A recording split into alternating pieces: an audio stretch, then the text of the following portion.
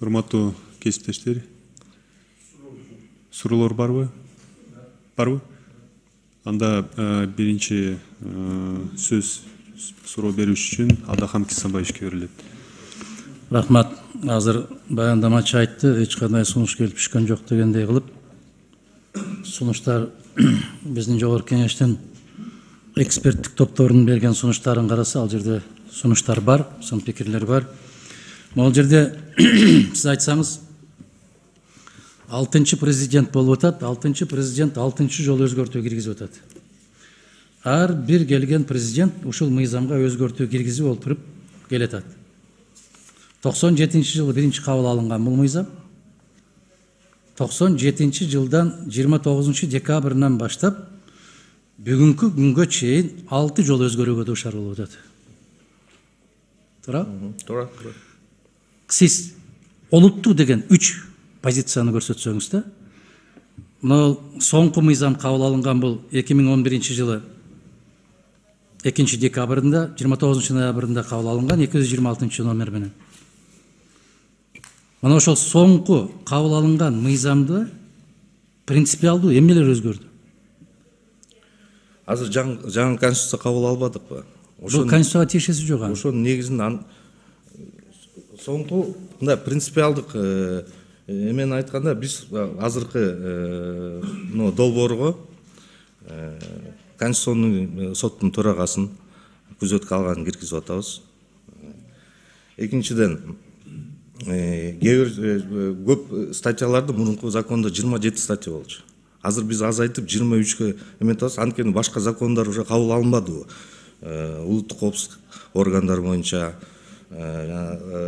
контрразведывательный, разведывательный деятельность, антитерроризм деген кабыл алынып, ошолго биз көп немелерди, значит, оперативно-розыскной деятельность бүтө элек, ошого көп статьяларды биз ошо тияка соответствие кылып атабыз да. Ал лишний жазылган көп сөздөр бар болчу. Биз азыр тактап чакан кылып атабыз өзүбүздүн мыйзамды. Чаканган анан көп определенияларды тактап атабыз да. Экидей кылып, мүнөздөй кылып трактовка кылбагандай кылып. Ошонун негизинде. Урматтуу кесиптештер, бул өзү консервативдүү кызмат. 2011 жылдын ичинде эле 4 өзгөртүү киргизилди. Сизге ушундай бир кызыкчылык, мындай бир ар бир келген кишинин кызыкчылыгына жараша өзгөртүү пайда болуп аткан жокпу ушул мыйзамга? Анан мен текст боюнча кетем. Азыр концепциясы боюнча сурап атам.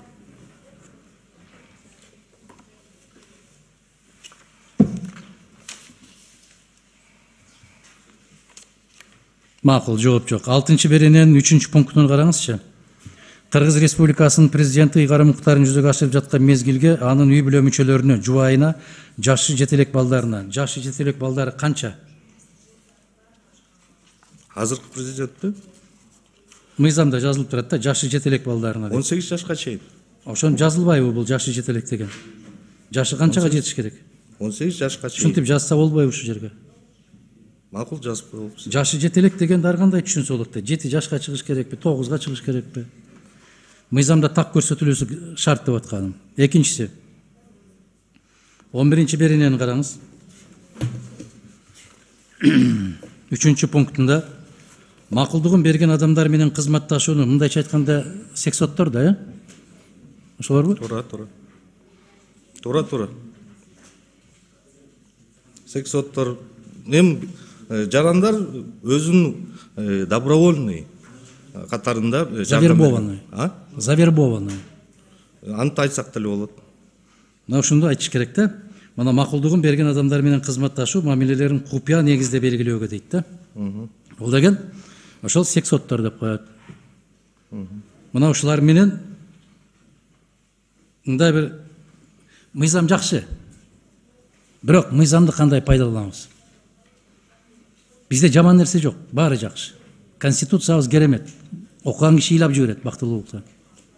Бирок пайдалануусу кандай?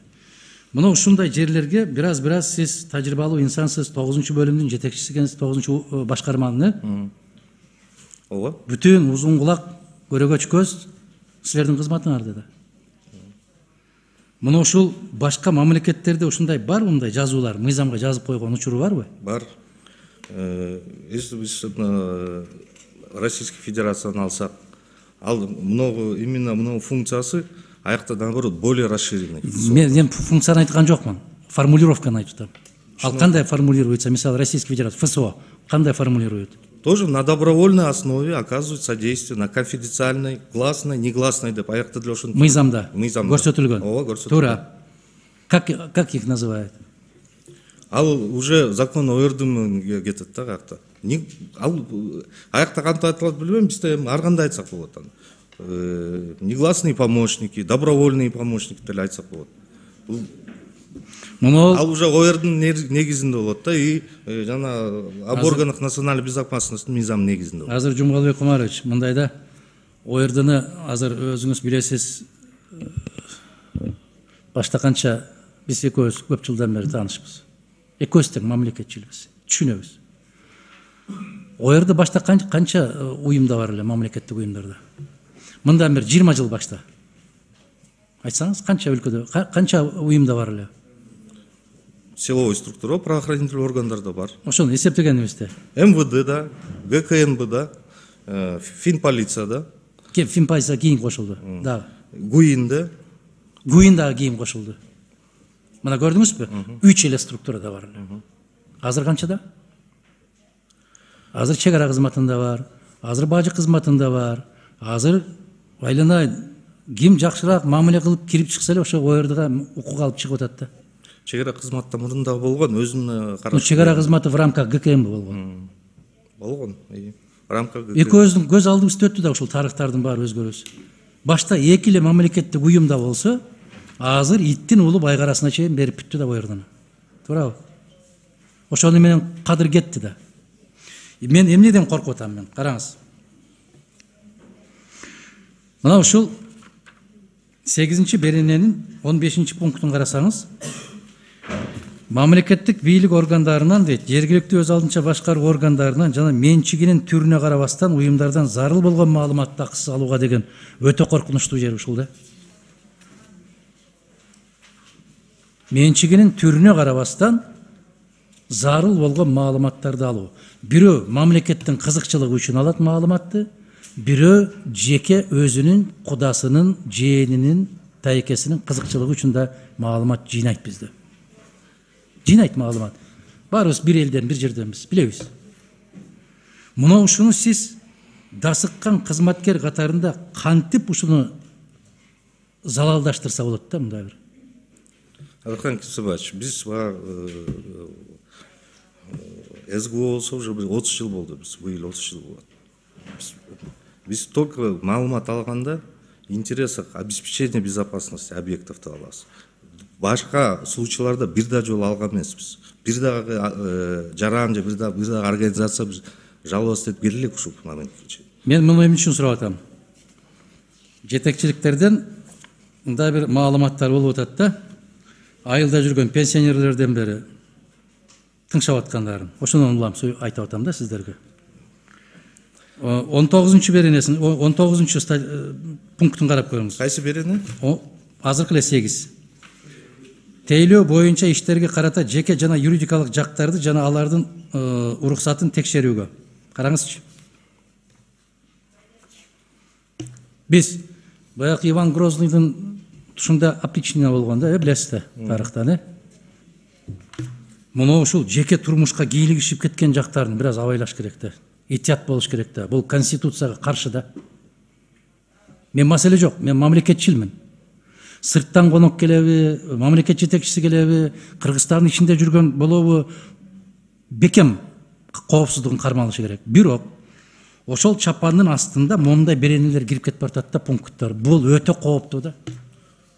Бул пункттар мурун эле бар болчу. Биз жаңы киргизген жокпуз муну. Бул мурунку азыркы действующий закондо да бар. Туура. Бирок бизде 11-жылдан кийин кирди да булар. Биз айтып атпайбызбы, экөөбүз бир эле учурда мамлекеттик кызматтарда жүрөбүз да. 11-жылда бир эле жылдын ичинде 4 өзгөртүү киргиздиңер да ушуга.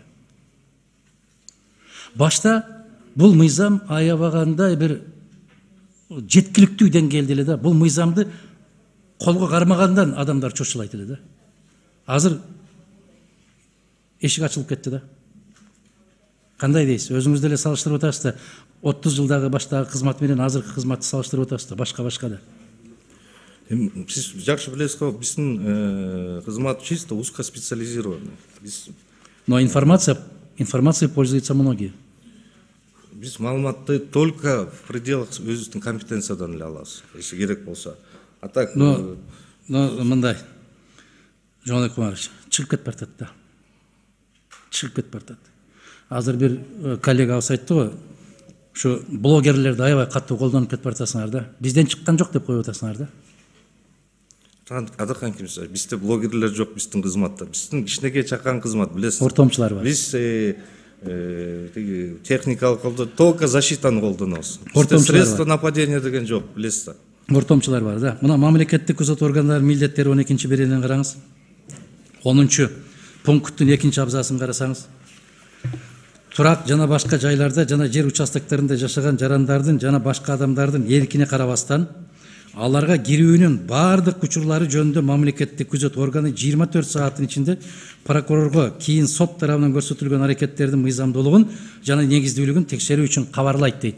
Мына ушул Кыргыз конституциясынын адам укугунун талаптарына кескин каршы келет. Жок дегенде ушуну мындагы жазбайлыбы? Турак жана башка жайларда жана жер участоктарында жашаган күмөндүү жарандардын деп жок дегенде күмөндүү деген сөздү кошуп койбойсуңарбы? Каалаган эле үйгө кирип барыш мүмкүн эмес го. Бул биз жаңы киргизген жоксуз бул эменичи пунктты. Мен ушуну айтып атпаймынбы? 11-жылдан бери мен жокмун, 2009-дан бери билесиз. Кесиптеш биз экөөбүз. 2009-дан бери кеткенмин, 2022 келдим. Ошондон бери 11-жылдын ичинде 4 жолу өзгөртүү киргизип, ушундай позициялар кирип кетти да. Сиз окуп көрсөңүз, макул болосуз. Бизде эме деп турат, исключительных случаях, если кылмыш биз кайтарган. Ал орусчасында. А бирок кыргызчасында адамдардын эркине карабастан кирип кетүүгө укук деп атат да. Ал формулировканы алмаштыралы анда. Рахмат. Рахмат. Балекеттин баары ушунда. Кандай колдонот? Сиз буйрукту берип коесуз, ал жакта бир капитан аткарат да. Мисалы, мындай нерселер көп болот. Жок, экинчи окумга уже киргизип келебиз. Экинчи окууга анда мына Чыңгыз Азаматович угуп атасыз да. Мына стенограммадан алып туруп эле ошо экинчи окууга киргизсеңиздер. Дээрлик негизи мен жана айттым, консервативдүү кызмат, бардык мамлекеттерде бар кызмат, бирок ушунун эсебинен бираз өзүнүн пайдасына колдонуп берген 3 позицияны айттым. Азыр экинчи окууда карап көрсөңүздөр. Рахмат.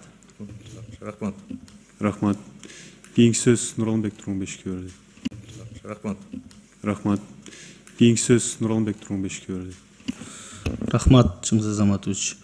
Урматтуу баяндамачы, эми бул жерде жазылгандарды баягы Адахан Кимсанбаевич журналист болгондон кийин эптеп тиягынан биягынан сизди кыйнап айттырып алды. Анча-мынчадан колунан келбейт эле муну айттырыш.